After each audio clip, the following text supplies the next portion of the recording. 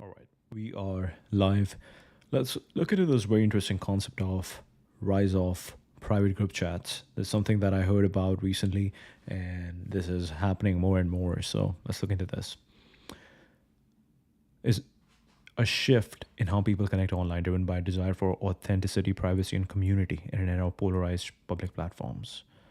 Reaction to the public social media fatigue. Platforms like Facebook, Instagram, Twitter have become ad heavy, algorithm driven, polarized, leading to user fatigue. People feel pressured, curate personas, face online harassment, pushing them toward private spaces where they can be authentic.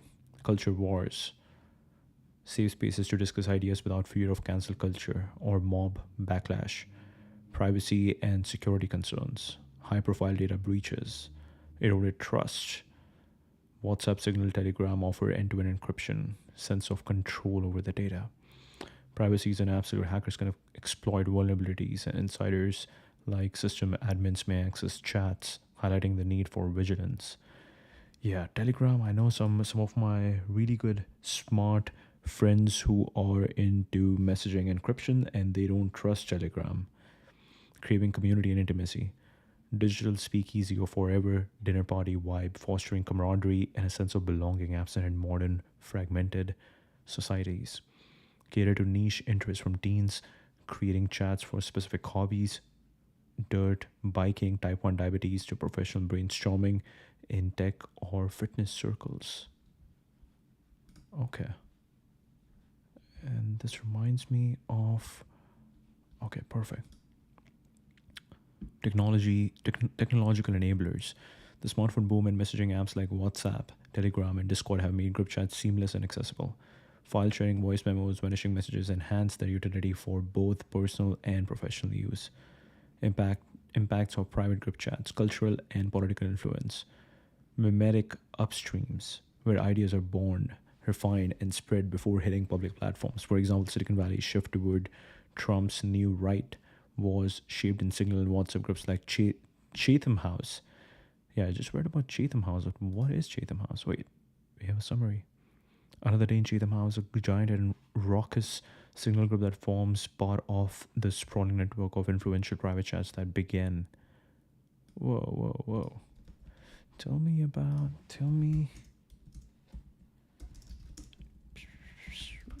me about. Whoa, The Rock? Where did that come from?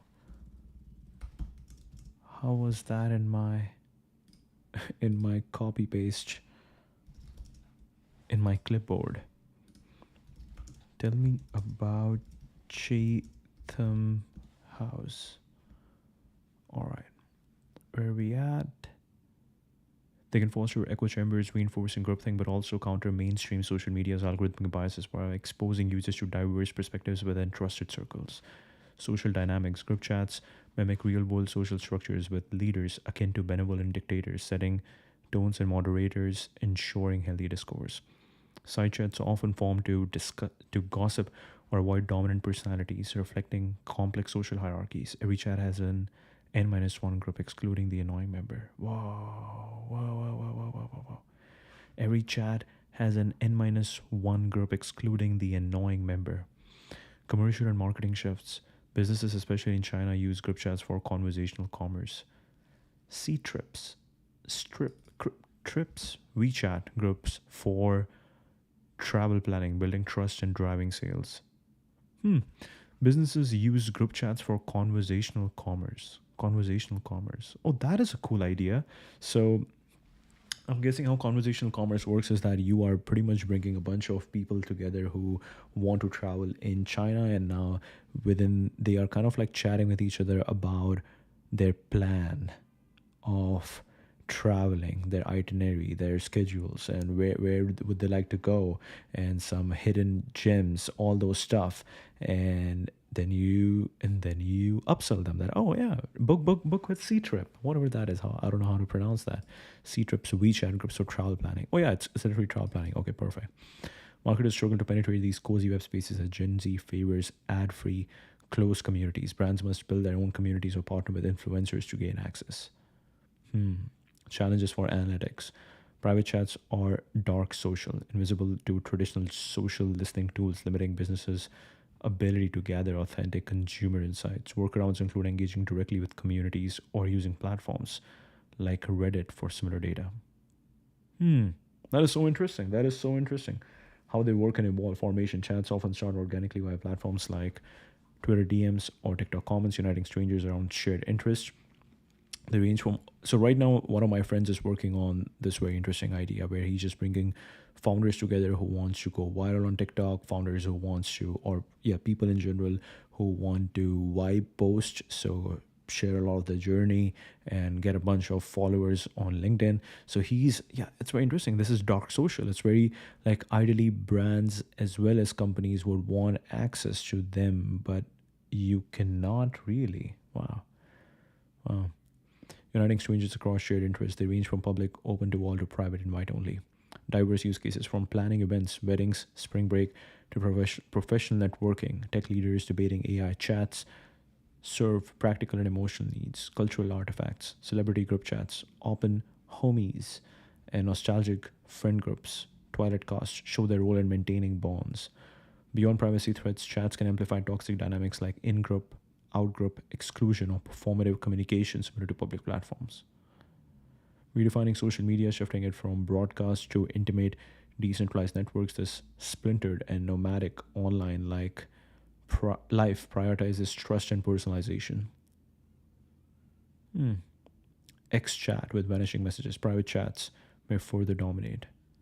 Oh, that's a good advertisement. As platforms like X develop encrypted chat features, X chat with vanishing. So last night, me and my buddies, we watched this one episode of Neuralink, and we watched this one episode which technology is very similar to Neuralink, where you insert something in your brain and uh, you're basically inserting something. You're doing a surgery in your brain to make sure the person can live better, yeah, to improve their life. But now, how do they monetize this entire thing? So they monetize the situation by having you read ads. So imagine if you're you are the person who had this brain surgery with Neuralink brain implant kind of brain implant surgery, let's say, and now if you are talking to a friend and something like a book pops up, then randomly the surgery the person who has undergone surgery, they would go like, oh yeah, buy uh, whatever, 50 Laws of Power by Robert Greene is available on Amazon for 29.99. Go buy now.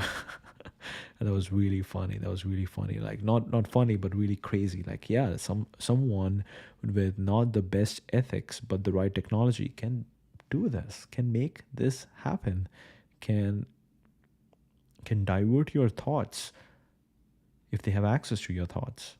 Wow, that's scary. Marketers and researchers must adapt to this fragmented, cozy web focusing on community building over traditional ad spends.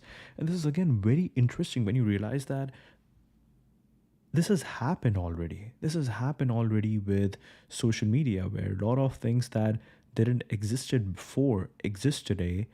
A lot of dark patterns or a lot of unintended consequences or second order effects that that people who are building the technology didn't expect have happened. And the problem is nobody took responsibility of it because they just focused on growing and monetization and the business aspect of it. They didn't think much about, or th- it's okay.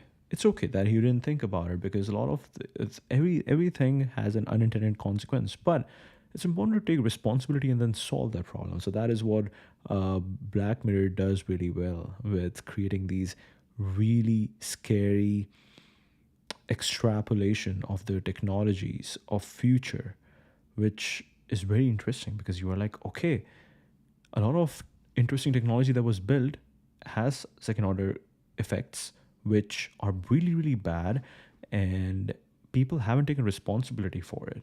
And we want to make sure that next time something like this happens, we are aware of what's going to take place, what's going to happen to the society, what are the second order impacts of to the society of this new technology.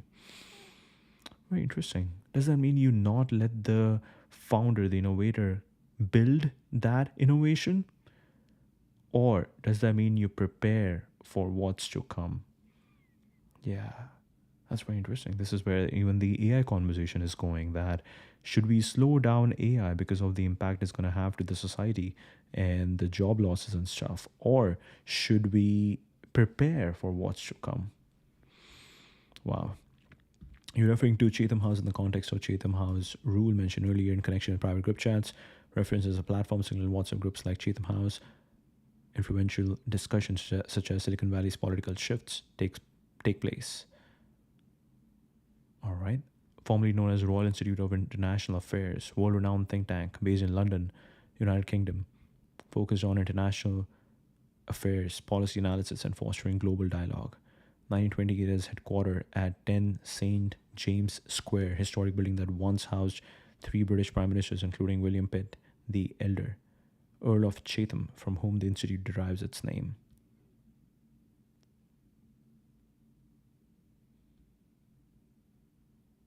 Host events, conferences, and roundtables, often under the Chatham House rule, to encourage frank discussions among policymakers, academics, business leaders, and other stakeholders.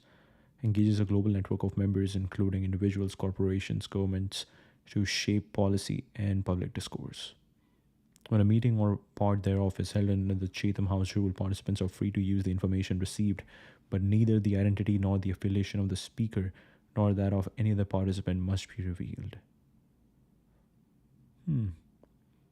Established in 927 and refined in 92 and 2002, is a cornerstone of the Institute's approach to fostering open dialogue.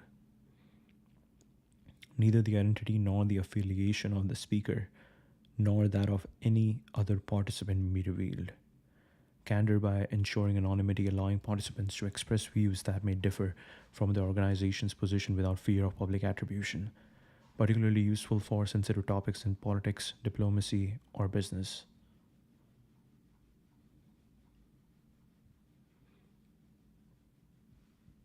It's seen as morally binding. Breaches can lead to exclusion from future events or reputational damage.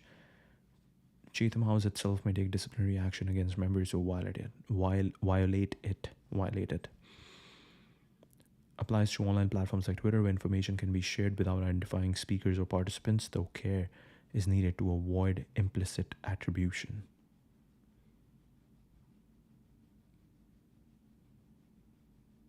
Mm. So they were so we are talking about group chats that followed a similar rule. Refers to private high level discussion among groups operating under similar principles of confidentiality and openness. Mimetic upstreams, where influential ideas are debated before reaching broader platforms. Shaped a pivot toward Trump's new right, highlighting their role in elite discourse. Trusted anonymous dialogue, but in a decentralized digital format. Safe space for policy debates. Private group chats offer intimacy and trust for niche communities or influential networks, fostering authentic exchanges away from public scrutiny. As part of an opaque deep state due to high profile confidential discussions. Figures like Mark Carney or funding from the Soros Open Society Foundation. Rule misuse. Can be abused to steal information from public scrutiny or create an illusion of confidentiality in a leak prone digital age. Context can still imply speakers' identities, undermining anonymity.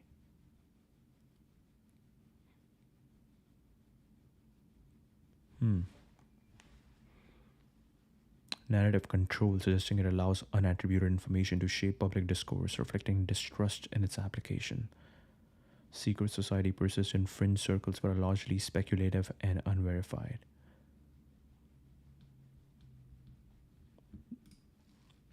This is definitely happening. Okay. Telegram quietly updates FAQ, removing all Telegram chats and group chats are private amongst their participants. We do not process any requests related to them. So they removed that. Okay. I hope you will check my story tonight on the sprawling private network of group chats that began in 2020 as a place for Silicon Valley leaders to talk candidly away from progressive leaning social media, and now the dark matter that shapes American media and politics. Here's the full piece. The group chats that changed America. Oh, 27th April. Okay, not that back. The central figure in this network is A16G's Mark Andreessen. Sri Ram, now the White House AI advisor.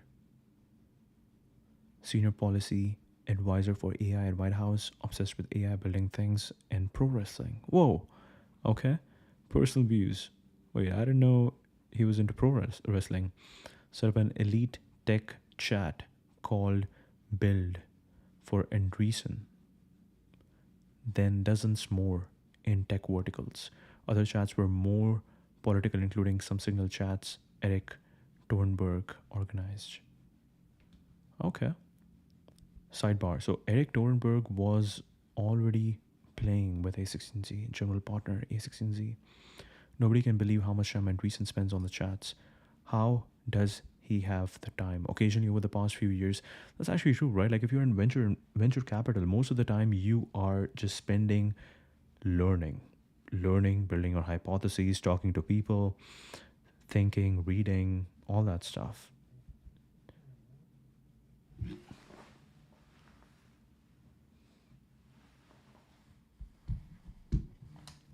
Okay. Occasionally, over the past few years, I have had a friend or source tell me in wonder that Andreessen was blowing up their phone. His hunger for information was astonishing, one participant in the group chat said. My impression is Mark spends half his life on 100 of these at the same time. Another correspondent marveled. This man should be a lot busier than I am, and I can barely keep up with his group chat. How does he have the time? And Reason has told friends he finds the medium efficient, a way to keep in touch with three times the people in a third of the time. Wow.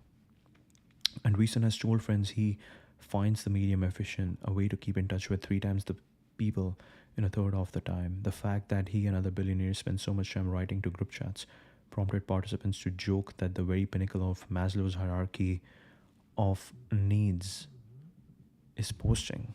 Wow. Interesting. Interesting. One chat include Harper letters, liberals like Thomas Chariton Williams. That one blew up in 21 when he and Kamel Foster published an op-ed critical of the right's efforts to crack down teaching critical race theory. Real Chris Rufo thought it was an important lesson. The meltdown of this liberal tech alliance was to Rufo healthy development. A lot of these technologists hoped that the centrist path was a viable one because it would permit them in theory to change the culture without having to expose themselves to the risk of becoming partisans. But 21, the smartest people in tech understood that these people were a dead end. So the group chats exploded and reformulated on more explicitly political lines. Rufo had been there all along. I looked at these chats as a good investment of my time to radicalize tech elites who I thought were the most likely and high impact new coalition partners for the right. Wow. And Recent 22 asked Richard to set up a group with smart conservatives where Hanania says he saw Andreessen radicalize, and Andreessen's friends say it was the substance of the chats no longer exists, but Signal preserved the group's rotating names, which Andreessen enjoyed changing. The names Hanania said after checking Signal included Lost Men, apparently, Matt Yegelsius Fan Club, James Burnham Fan Club, Biden 24 Re-elect Committee, Journalism Deniers, and Richard. Whoa. Whoa. What is happening? What is happening? Oh, I thought we were just talking about a very, very simple concept, but this turns out to be very interesting. All right, let's see what we can see over here. The Scoop. A bit before 10 a.m. in Australia, nearly 11 p.m. in Singapore, Joe Lonsdale had enough of Balaji Srinivasan's view on China. This is insane. CCP thinking. 300 members Signal group. Not sure what leaders hang out with you in Singapore, but on this you have been taken over by a crazy China mind virus. Srinivasan, a former Coinbase chief technology officer and influential tech figure who now lives in the city state. Oh, yeah. Oh, yeah. Oh, yeah. Wow. Wow. Balaji Srinivasan is talking. Wow. Patrick Collison is here. There's Eric. There's Sriram. There's David Friedberg. There's Mark Cuban. Okay. Okay. Interesting. Interesting. Okay. And Balaji Srinivasan lives in a city state. That is true. Influential tech figure who now lives in the city state responded that China executed extremely well over 45 years. Any analysis that doesn't take that into account makes it seem like the US could have held it back. It was a normal, robust disagreement among friends in a friendly space, as both raced to extra declare after I emailed about it. And it was just another day in Chatham House, a giant and raucous signal group that forms part of the sprawling network of influential private jets that began during the fervid early days of the COVID 19 pandemic. Fuel new alliance of tech and US right. That same week in Chatham House, Lon Steele and the Democratic billionaire Mark Cuban sparred over affirmative action. Cuban and Daily Wire founder Ben Shapiro discussed questions of culture and work ethic. This constellation of rolling elite political conversations revolved primarily around the venture capitalist Mark Andreessen and a circle of Silicon Valley figures. None of their participants was surprised to see Trump administration officials firing off secrets and emojis on the platform last month. I did not have the good fortune to be accidentally added to one of the chats, which can be set to make messages disappear after just 30 seconds. But their influence flows through X, Substack, and podcasts and constitutes kind of dark matter of American politics and media. The group chats aren't always primarily a political space, but they are the single most important place in which stunning realignment toward Donald Trump was shaped and negotiated, and an alliance between Silicon Valley and the new right formed. That is very interesting that Mark Cuban is part of this group chat. So, what is really happening over here? Is Mark the Mark we see outside? Is that the same guy in the group chat, or is this all a show? The group chats are the mimetic upstream of mainstream opinion. Bro, only only some hardcore tech people can write that. The group chats are the mimetic upstream of mainstream opinion, wrote one of their key organizers, Sriram, typically styled A16Z, who is now the White House senior policy advisor for AI. Of course, these are hardly the only power group chats. Anti-Trump liberals are now coordinating their responses on Signal. There are group chats for black political elites and morning show producers. A vast and influential parallel set of tech conversations take place on WhatsApp. There's a big China-friendly group over on WeChat. Elite podcasters have one. It's the same thing happening on both sides, and I have been amazed at how much this is coordinating our reality. Who was for a time a member of a group chat with Andreessen. If you weren't in the business at all, you would think everyone was arriving at conclusions independently, and they are not. It's a small group of people who talk to each other and overlap between politics, journalism, and few industries. But there is no equivalent to the intellectual counterculture that grew up over the last 5 years on the tech right, and no figure remotely like Andreessen, the towering, enthusiastic 53-year-old who co-founded A16Z and before that invented the modern web browser. He described the group chats to the podcaster Lex Friedman as the equivalent of Samizdat, the self-publicized Soviet underground press, in a soft, authoritarian age of social media shaming and censorship. The combination of encryption and disappearing messages really unleashed it. The chats, he wrote, helped produce our national vibe shift.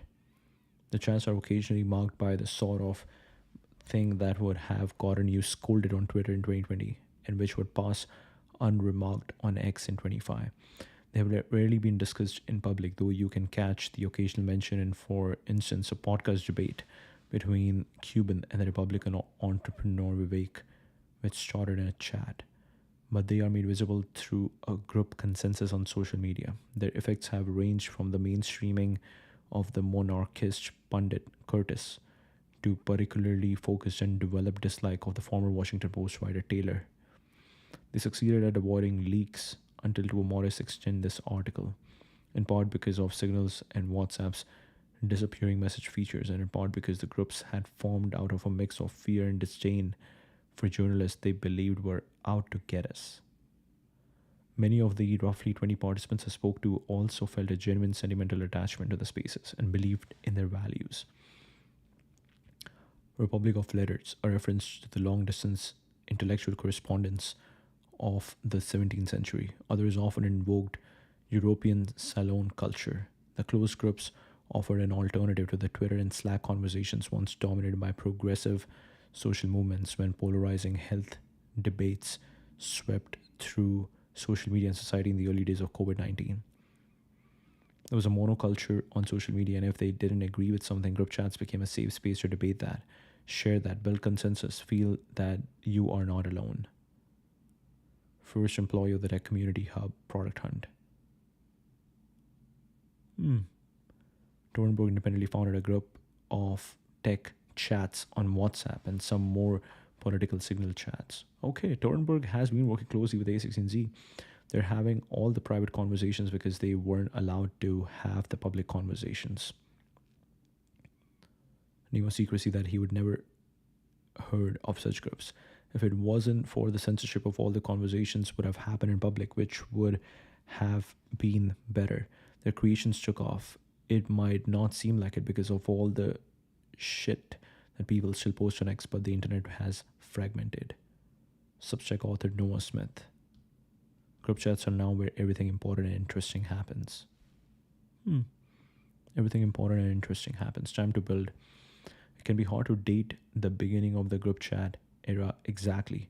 They began bubbling up in the 2018 and 2019, accelerated in earnest in spring of 2020, as the scale of the pandemic set in that April and the weaknesses of both the US supply chain and government became clear, and Recent fired off what would become a profoundly influential essay, It's Time to Build, calling for a revival of patriotic industry and innovation. Conversations about the essay and the pandemic bubbled on Clubhouse, a flash in the pan social conversation app, where Krishnan was also trying to build communities. Discussed trying to replicate the free-flowing early Hacker News bulletin board online and then settle on group chats. I have also built group chats. There was one company for which I made a group chat of all the founders in India. I forgot how I found them. Wow. I made a group chat. I slowly invited people, and those founders invited other founders, and these were, oh yeah, right, through Twitter. I basically created a group chat of a private group chat, WhatsApp, of all the founders in India who were raising funds, and these were focused on subscription-based financing. So I remember doing that. Wow. They discussed 3 platforms, Signal, WhatsApp, Telegram, and discarded the third over lingering questions about security and Russian ties.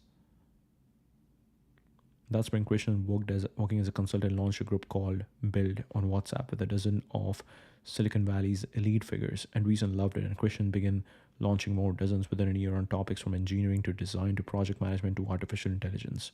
To the degree these chats strayed into politics, 2 participants said they rarely mentioned Donald Trump. They revolved around the specific political challenges of Silicon Valley's leaders in the chat.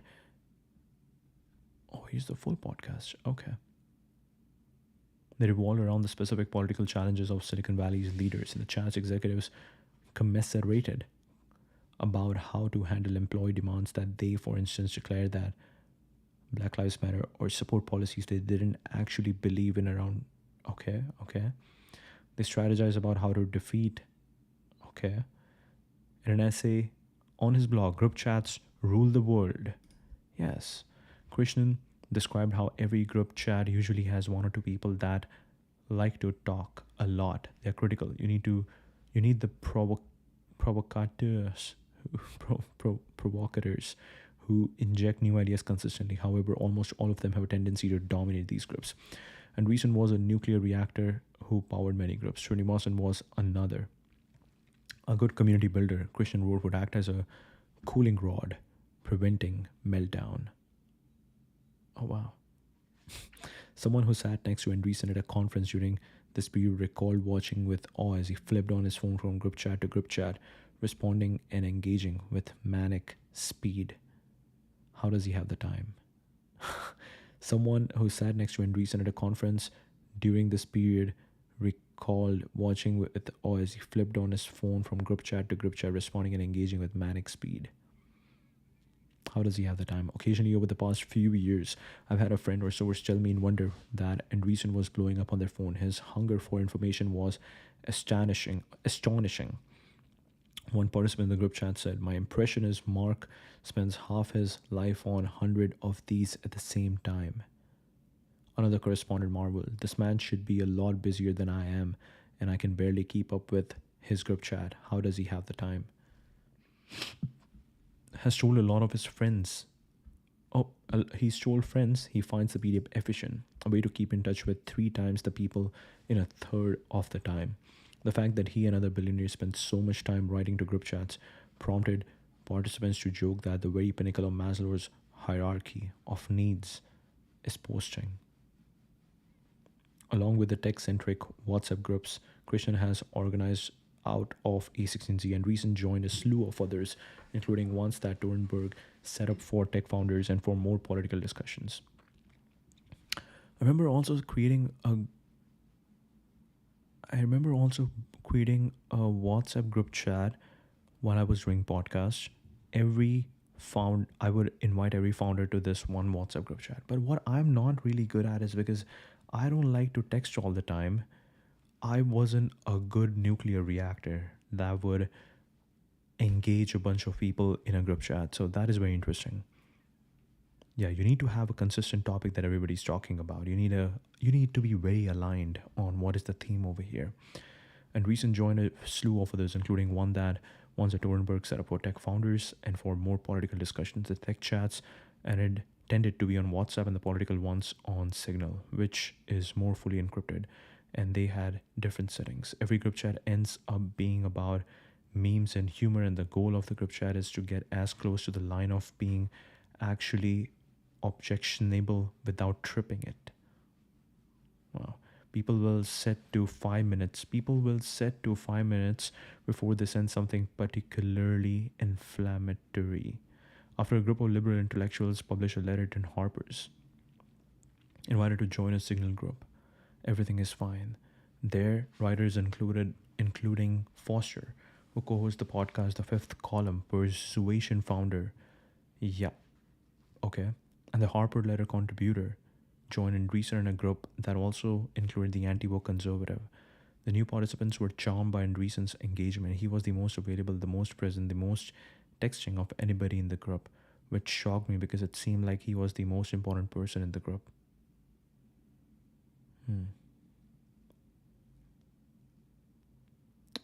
Illiberal worldview among tech figures more concerned with power than speech.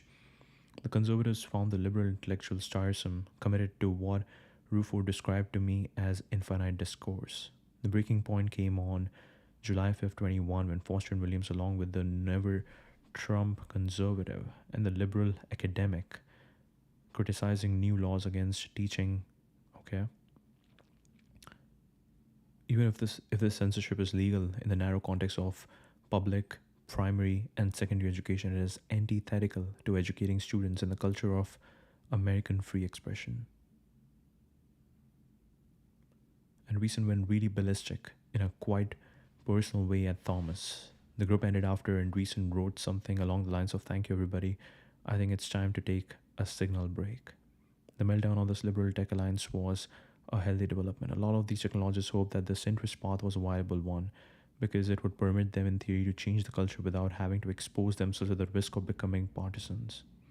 The smartest people in tech understood that these people were a dead end, so the group chats exploded and reformulated on more explicitly political lines. I looked at these chats as a good investment of my time to radicalize tech elites who I thought were the most likely and high impact new coalition partners for the right. What really matters is defeating. Whoa. By then, Silicon Valley was moving right.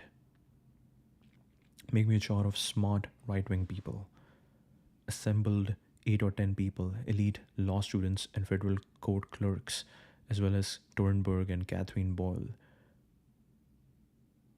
Oh, Catherine Boyle, a former Washington Post reporter that at A16Z and focused on investing in American dynamism.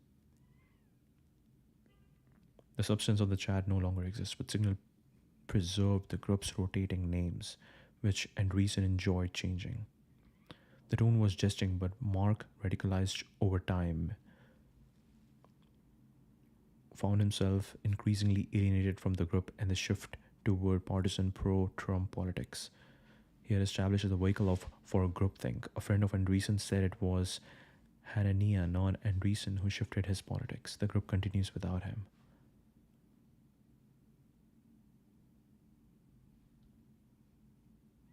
There's an idea that you don't criticize because what really matters is defeating the left. Wow. Thornburg launched Chatham House the summer of 24, naming it after a British think tank that formalized the insight that trusted conversations require a degree of privacy. Two of its conservative participants said they see the group as a way to shift centrist, Trump-curious figures to the Republican side. We could have real conversations because of filter bubble group chats. Chatham House includes high-profile figures like the economist Larry Summers and the historian Neil Ferguson, and more partisan figures like Shapiro and the Democratic analyst David Shore.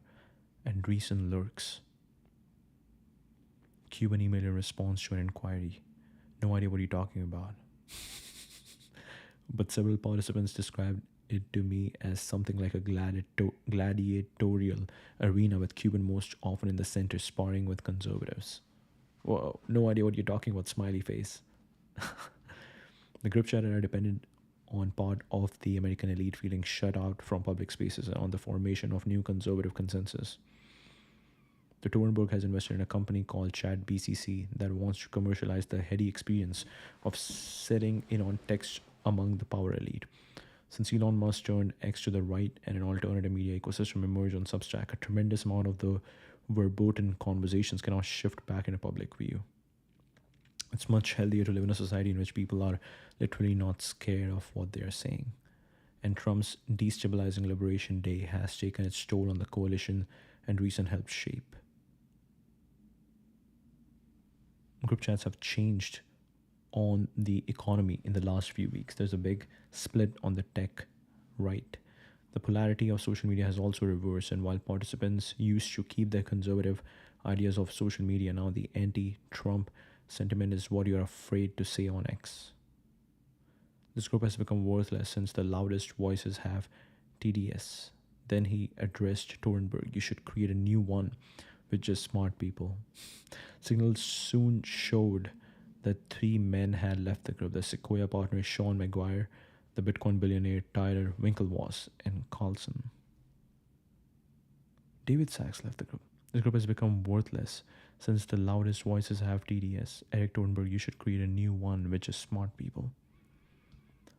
I'm not sure we have TDS. I think we Republicans who supported Trump are seeing that this is a failed administration. Wow.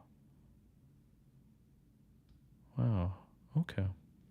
Someday the full story of group chats will be written, and Eric will have played a valuable role in facilitating the vibe shift. Wow. Who knew this about Eric? We just thought Eric was just hosting podcast from, and he had a pretty low quality camera. That's it. We didn't know what was going on. Ben's view. But the full story will have to be written by someone who was in the disappearing chats. One Chatham House member shared a few recent texts with me to get the flavor. Don't have screenshots or respected the group's privacy.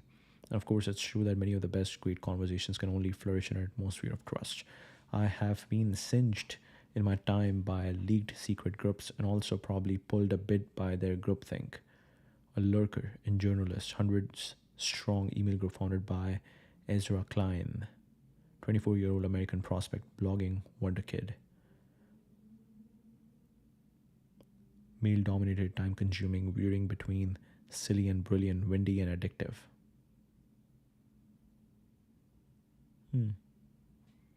Journalist shut down after 2010 leak to the Daily Caller had professional consequences for some of its members. Now I keep my own Signal and Slack retention times short.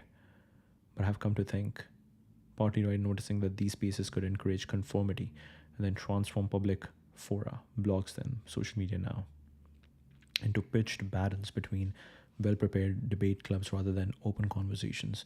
You don't want to create a whole separate private blog that only the elite bloggers can go into, and then what you present to the public is sort of the propaganda you have decided to go public with. The Hovey tweets, my polite inquiries about the groups produced reminded me of Cause's observation. Honest disagreements is now permitted largely within the chat. We'll always be on the same side against communist and lefty. Okay, okay. That is too much politics. But this is very interesting. Like 20 hours a day, including on weekends. He called their influence substantial. Wow. I remember this was a big one. All right, let's see. Came out in 24. Group chats rule the world. Most of the interesting conversations in tech now happen in private group chats. WhatsApp, Telegram, Signal, small invite only Discord groups. Being part of the right group chat can feel like having a peek at the kitchen of a restaurant, but instead of food, messy ideas and gossip fly about in real time, get mixed, remixed, discarded, polished before they show up in a prepared fashion in public. Salons and group have always existed, but why the recent shift to private discourse? The great culture wars of 2020 meant people, especially in tech, weren't comfortable sharing their views in public, lest they get various online mobs after them. COVID meant we all had to shelter indoors and turned online for community. Many of the big internet trends of recent years, crypto, AI, all started or found homes around small online communities. Time and time again, I've seen group chat conversations act as the mimetic upstream of mainstream opinion, like a stand-up comic workshopping his set in a small club before a big Netflix special. People workshopping his set in a small club before a big Netflix special. People trial content and ideas, find bonds, and you will often see narratives and ideas discussed make the jump to X Twitter and then mainstream discourse. Which leads to the question, what makes... Okay, this is actually a good one.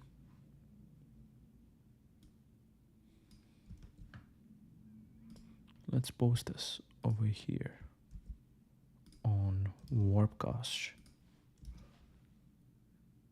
Group chats rule the world.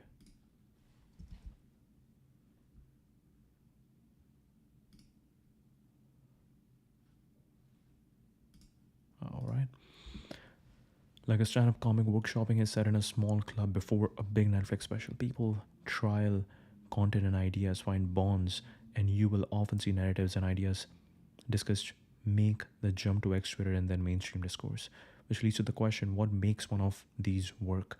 I have been a part of several groups and have tried to stand up many myself, and I find the same patterns repeating across all the good ones. The best ones are a forever dinner party, good friends and conversation happening in perpetuity.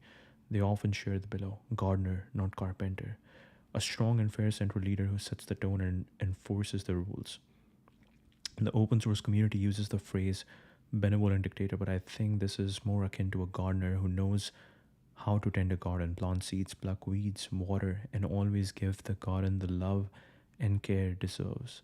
A good group chat gardener has to know when to bring in new members, when to bring in new ideas or shut down conversations, and generally keep the dinner party going in a manner that is fun for everyone. At any given moment, this person has a certain intangible but a very real instinct of the vibe of the group. A good group chat gardener has to know when to bring in new members, when to bring in new ideas or shut down conversation, and generally keep the dinner party going in a manner that is fun for everyone. At any given moment, this person has a certain intangible but very real instinct of the vibe of the group. This person also lays down the law. A misbehaving member or someone breaking Chatham House rules, unspoken but accepted in most groups, will find themselves immediately kicked out. Cooling rods and nuclear reactors. Cooling rods are used in nuclear reactors to control the rate of reaction. When they pull back, the rate increases, and when they go in, the reaction slows down.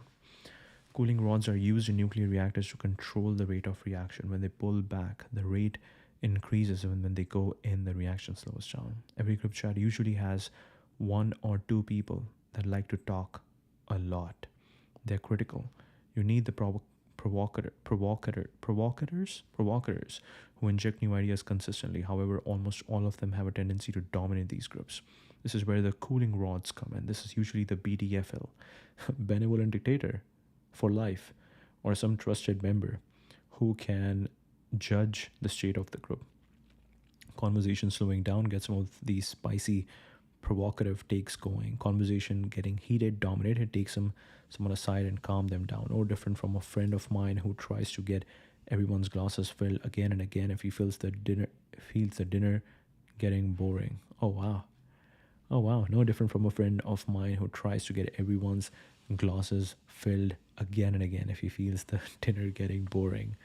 Wow. If the dinner is getting boring, make people drunk. Wow. The N minus one group. Every group I have been a part of has had multiple side chats. This is to either make fun of, discuss in private, or just to avoid certain loud personalities. This is desired. I look for this to know if a certain community is working. This leads to one of my favorite axioms. Every group has a N minus one group containing everyone except that annoying member. And if you think your chat doesn't have and if you think your chat doesn't have such a group, oh boy, do I have some bad news for you.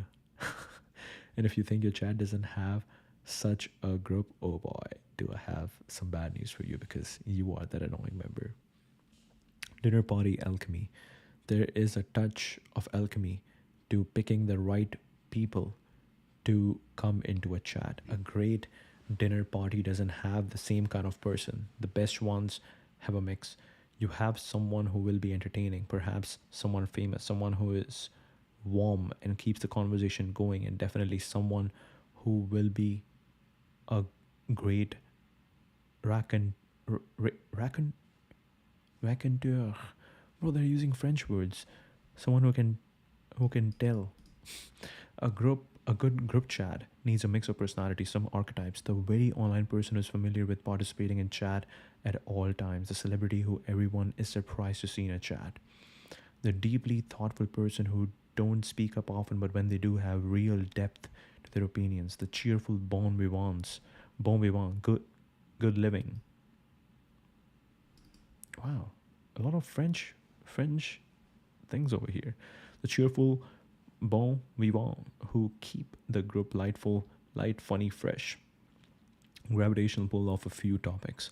It is common for group chats to suffer from audience capture and start circling the same topics incessantly. This happens in a few ways. Certain topics gain outsized influence, and the group can stop having the same debate ad nauseum. Two or three people in the group align themselves into various teams and feel logged into supporting or opposing the same causes or people every single time. In the chats I moderate, I always look out for two people arguing with each other incessantly.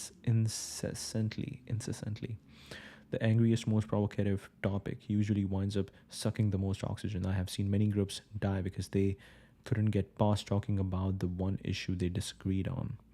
This is where variety comes in. You need. Oh wow. Thanks to Eric Torenberg. That's the first guy he said thank you to. And Vitalik Buterin. And many others who read versions of this and helped sharpen my ideas on this. Wow.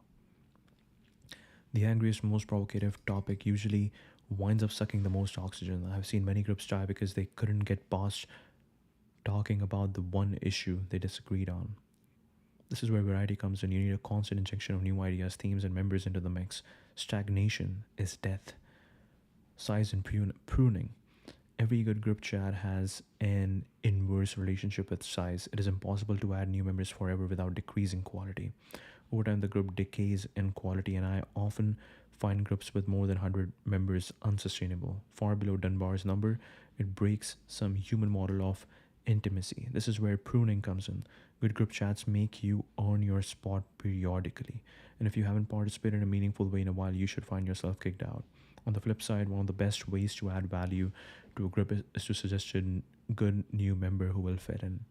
Shared rituals. The best group have Shared rituals, jokes, routines. They range from the simple post the same thing every week to something deeper, organize a multi day trip once a year. Wow. These rituals bring people together in deep ways and give meaning. After seeing several of these, you can easily see how religions and communities need these as a bonding experience. So, what makes a great group chat? I recently stumbled onto a 1930 Vogue essay on hosting great dinners by early 20th century columnist and socialite Elsa Maxwell. I'll leave the final words to Miss Maxwell, writing nearly a century ago. What makes or breaks a party? A new idea, plus a sense of humor, makes a party, and the bores break it.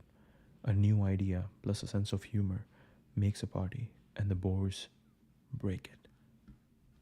Beautiful. Beautiful. Let's read that again. A new idea. What makes or breaks a party? A new idea plus a sense of humor makes a party, and the bores break it. And the bores break it. Wow. Okay. Let's look what else we got. So Ben Smith had some interesting stuff. Social media as we knew it is dead. Oh wow, 51 minutes. I didn't even realize this time went so fast. Social media as we knew it is dead. Group chats with messaging apps killed it. Regularly posting content is now largely confined to creators plus influencers, while non creators are moving towards sharing bits of their lives behind private accounts. It's not just you. No one is posting on social media anymore. Group chats and messaging apps killed it. This is 23. Okay. So still like recovering from COVID. The latest Telegram update adds secure group calls that can seamlessly transition from two users up to 200, all protected by end-to-end encryption. Extremely helpful for mapping out who is influencing whom on the right. Have been thinking for a while that private group chats are at least as crazy making as public social media and much harder to study. XChat. Whoa. Okay. XChat is going to redefine messaging. Here's what could be in store. Okay. End-to-end encryption. Your DMs, audio, and video calls will be ultra secure, keeping your convos private. File sharing, send PDFs, images, and more with ease. Perfect for work or sharing memes. Vanishing mode. Messages that disappear for extra privacy or fun chats. Delete for all. Send something by mistake. Delete for everyone. No trace left. Advanced group chats. Supercharge group conversations for seamless community vibes or team collabs. XChat is set to rival WhatsApp, blending secure messaging with excess social flair. It's a big step toward making it the ultimate everything app. XGM feature is outdated and doesn't have some of the most basic features. XChat is going to fix it. Okay. Independent app researcher, web developer, post about tech, X, and XAI. It's gonna be amazing. Okay, wow. He got a lot of views. All right. Let's see what do we have next. Reddits and Discord groups have become the lifeblood of a lot of social lives in place of apps and group chats following the pandemic and people's investment in niche communities and third spaces. Future social apps are going to need a paradigm shift factoring this in. Problem is people used to just jump to the next hot platform for connecting, and maybe the kids are doing that, but it seems to be less casual conversations and more connection with smaller groups with private group chats. Maybe Discord is the closest thing.